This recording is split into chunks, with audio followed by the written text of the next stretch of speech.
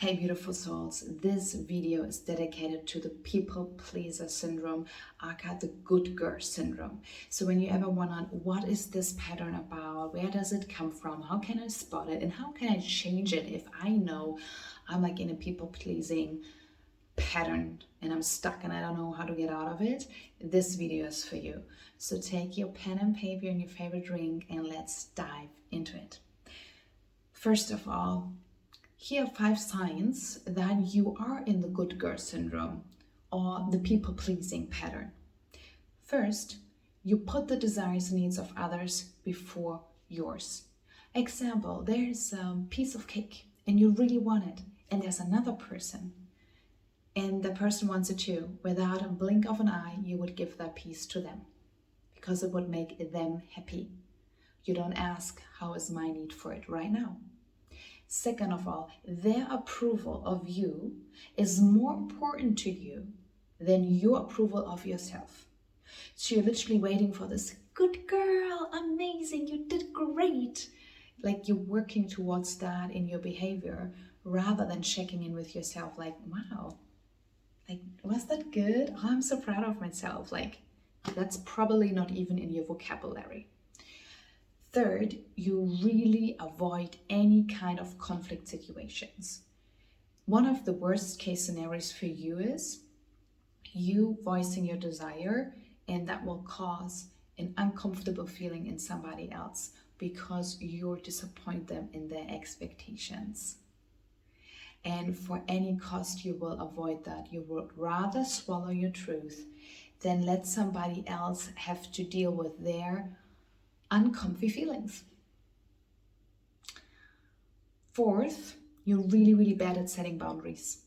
Probably when you say no, you feel guilt, shame, and maybe even the feeling of you're asking for too much by saying no. And the fifth is, there is a situation where somebody feels uncomfortable. The first thing that you do is asking yourself, what did I do wrong? Where was I not good enough? Instead of asking yourself, well, how am I feeling about this situation? And what is here actually the truth? You immediately take responsibility for their feelings. All right. Now that we have these 5 patterns and signs and structures, let's understand where this comes from. First of all, this good girl syndrome is a survival mechanism, a strategy of the subconscious mind in order to keep you safe. It has nothing to do with that you're really a good person. And by the way, you are a great person. For that, you don't have to achieve or do anything. You know, God designed you perfectly as you are. The thing is, the good girl syndrome really deeply affects your identity in the way you behave. The thing to understand it, it's not your identity, it's a survival mechanism, and it comes from different roots in your childhood. So let's look at that. You either, when you were little, had parents who were emotionally absolutely dysregulated. They were either unpredictable or they were so much involved in their emotions that you became a mother to your mother, a mother to your father. Energetically, you had to grow up very fast, and you took up on the idea you're responsible for their emotions, and you started micromanaging them. So you put your whole focus on them because you got the message, if they're happy, I'm safe. If they're good, I'm loved.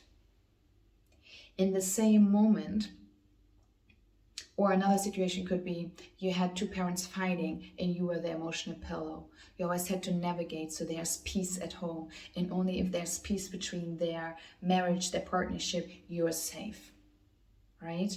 You had to take up on spaces and roles that were really not designed to be yours. So the thing is that the messages that you got were also, you had no space for you. There was no space for you. They took up emotionally so much space that you literally there was no space for your emotions. There was no space for your desires. There was no space for your truth. All right. So you felt like, I don't have a right to be here. I don't have a space. So in order for me to have the right to exist, I need to please them. I need to be somehow that what they want me to be. Maybe you were for a moment your true self, and you were just too much for them. You immediately felt your mom was maybe constantly overwhelmed with being a mom, and you as a child thought, oh, it's because of who I am too much. So I'm wrong as I am. It's not safe to be me. So you put on the different mask and the different faces in order to get love. Another thing could be that you were gaslighted as a child. That means the moment you expressed your desires and your needs, somebody made you wrong and said, like, for example, you would say, I'm like sad. No, you are not sad. That's not true. Or they made you wrong for your desire. Like, really, that's what you want? And you just got this message of you're really wrong as you are. And again, you learn it's not safe for you to be you. So you looked for different opportunities. How do I have to be in order to be loved? And so you put on all the different masks and the hats, and we're focused on the outside instead of the inside. All right, and there comes this people pleasing. It's a survival mechanism. So every mechanism serves us. Either it's the safety in being loved, but also something else is really important to highlight here. You being so focused on other people your whole life, maybe being the healer, the coach, whatever, guess what you did not have time for? Your own emotions. Very common for going out of the people-pleasing modus, and I'm a recovering ex-people pleaser, so I'm talking from experience, is that we avoided the most of our lives ourselves. So we have no fucking clue how to self-regulate, how to connect with ourselves. So if this is you and you're just starting on this journey, it's normal that you have this feeling of, oh wow, if I just sit down with myself, I feel overwhelmed. I have no idea how to connect with myself. Yeah, because you were all your life busy connecting with others. And when you make the decision and you maybe went through a breakup or a different period in your life and you just really felt, wow, I lost myself in the relationship, I lost myself in the job, I just lost myself again. Who the fuck am I? I really want to claim my truth, my worth, my identity. Well, congratulations. Then it's time now to start the pattern. And how do you do that? 3 steps. As I mentioned, you avoided yourself your whole life. That means you need to have the courage and the commitment to face yourself. That means sitting down with yourself and building intimacy with yourself, being really true and feeling the feelings that you never had space to feel and you also denied yourself to feel as an adult. That means getting the different tools that will help you self-soothe, that will help you to get in contact with yourself and really embark on this journey. Who am I here? Okay, because your truth never got destroyed. It was always there. It's just now you bring your voice back to you. And this journey takes courage, and it needs to be comfortable with the uncomfortable from time to time. Second of all, you need to claim your space, because probably you felt your whole life putting others first. You told yourself internally, I always come second. Maybe you got this message as a child, but as an adult, you kept on doing that. Now it's your responsibility to take up your space again and be like, I'm here. And that needs the commitment to be like, I'm here. I deserve to be here. I'm right as I am. It has to do with self-worth work and your identity work to really release all the lies and the illusions that tell the difference. Claiming your worth, taking up your space. And the third part is learning to communicate your desires and your needs, communicating your clear yes, your clear no, and setting boundaries. Super, super, super important, okay? And coming from the first part, connecting and developing the intimacy with yourself, coming back to your body, and really finding out how a true yes feels to you, how a true no feels for you, and acting upon it. And I can tell you, it is absolutely normal that if you embark on this journey, putting your needs first will feel absolutely wrong. It will feel weird as fuck. It will feel super egotistic. It's not, but it will feel like this. So, I want you to give a tool, and you will also receive some energetic downloads that will support you on this journey of really claiming your truth and coming back to who you are. The first tool is, I want you to write down a list, and you put in the front egotistic means for me, and then you just write out free journaling what comes up. Maybe taking the last piece of cake in the grocery store, canceling a date because I feel tired. Like, what is combined in your mind with egotistic? And then for the next 21 days, put it in your calendar. You can do 21 or 40 days. Every time you will monitor yourself, and every time you feel like, if I do this, that would be egotistic, the voice comes up, do that. I can tell you, it is self-care. It is not egotistic. You just never used to doing loving actions that it feels just really weird. All right?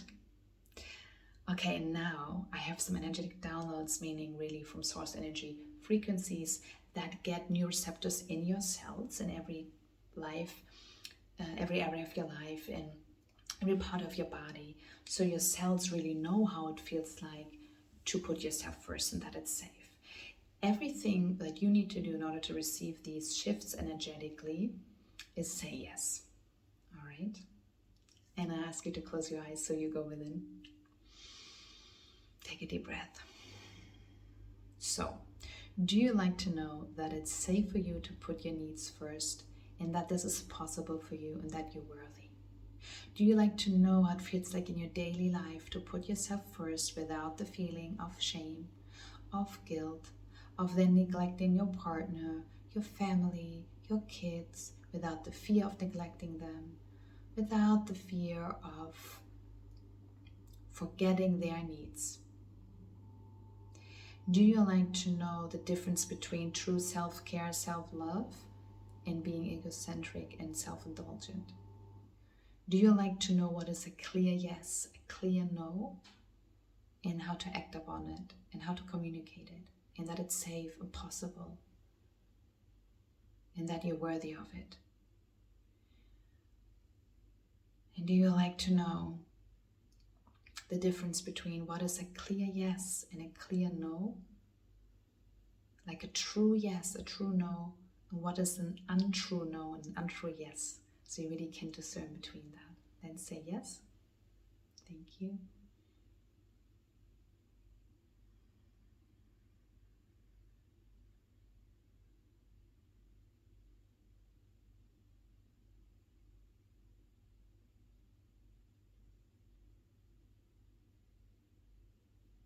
And are you ready to clear up any kind of moments in your life where somebody made you wrong for your desires, for your boundaries, where somebody shamed you because you put yourself first? Especially for women, it's deep in the genetics.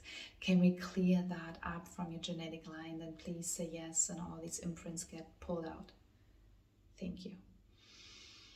And can we show you that's your birthright to have your own desires, your own needs, and your boundaries, and that you exactly know how to communicate it, that it's possible for you and safe for you, and you know when and how to do it? Then say yes. Thank you.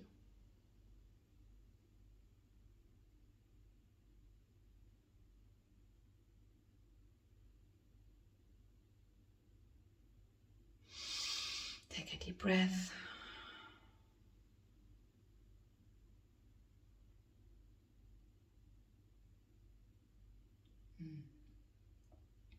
And then gently open your eyes. Great. That looks so much better. Your hearts were starting opening up and being receptive for your truth and for connecting with yourself. So I wish this brought you some beautiful new perspectives, highlights, and new action steps to move forward. Let me in the comments how this resonated with you, and if you have any questions, let me know too. Much love.